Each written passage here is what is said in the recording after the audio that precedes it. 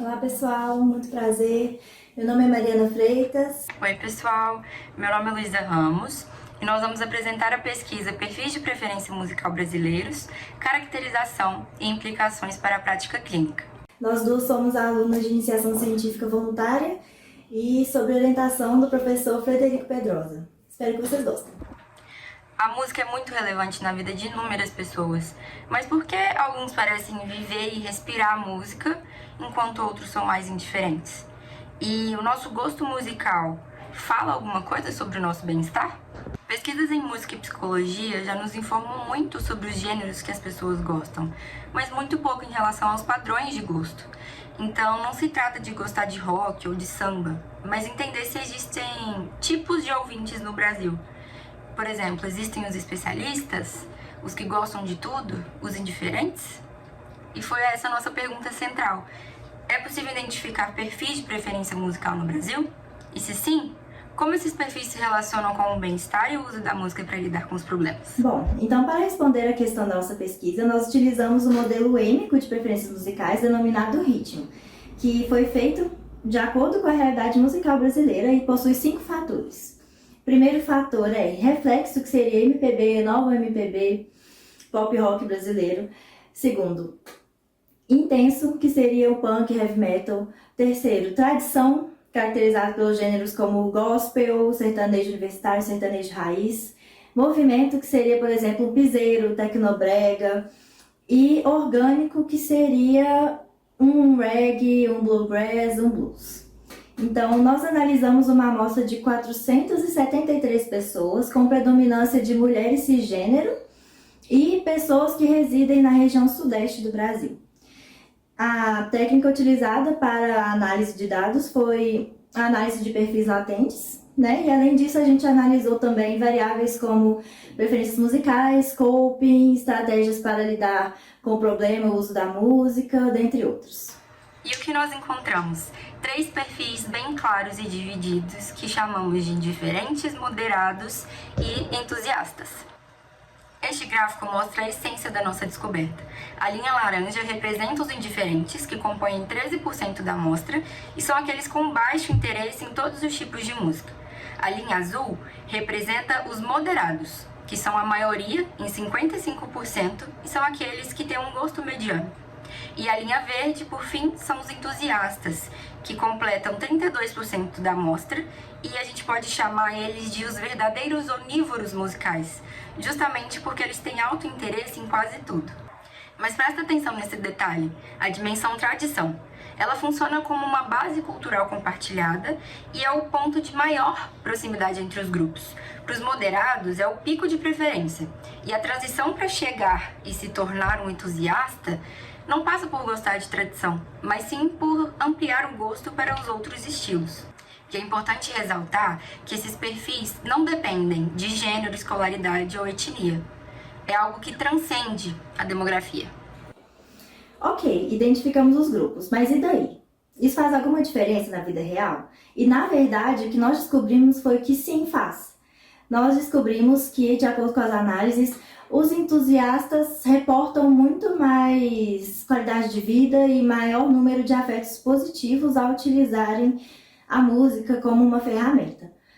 Mas aí então a gente vem com um paradoxo, né? Se os entusiastas então são mais felizes, quer dizer que eles utilizam mais a música como uma ferramenta para resolver seus problemas.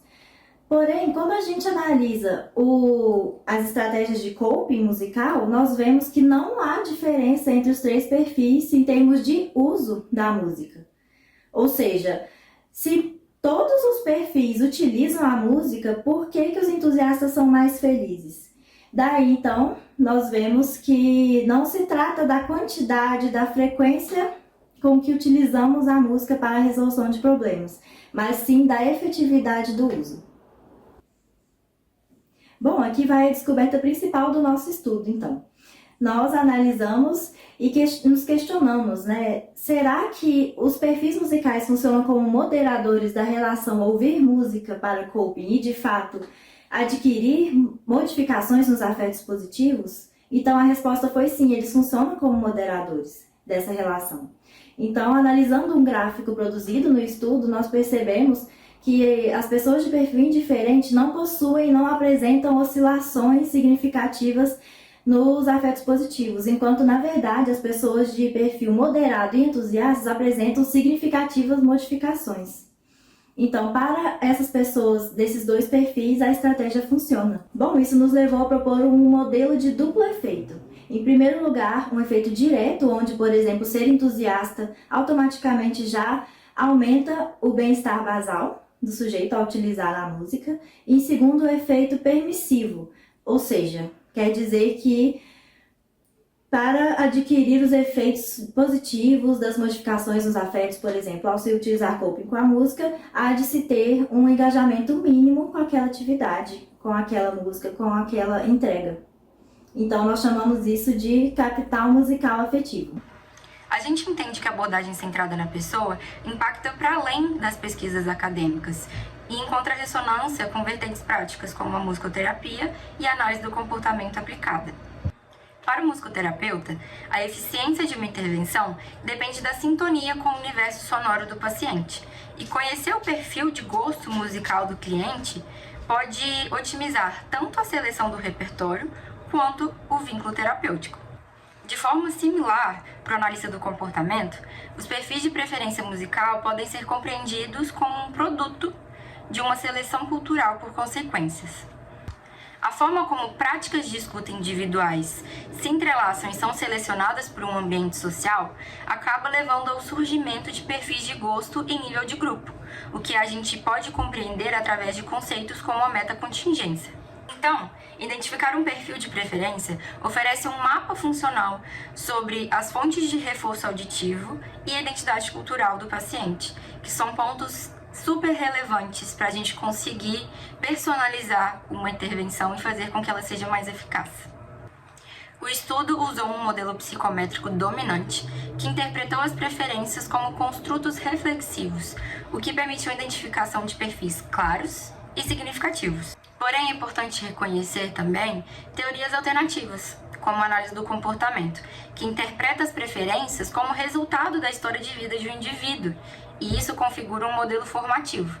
E esse modelo, ele representa um caminho muito promissor para futuras pesquisas, justamente porque pode nos auxiliar a compreender melhor como que o gosto musical emerge e como ele se consolida. Em suma, o nosso estudo mostra que o sucesso de uma intervenção não depende apenas da técnica, mas também da sintonia com o perfil de ouvinte. Muito obrigada pela atenção.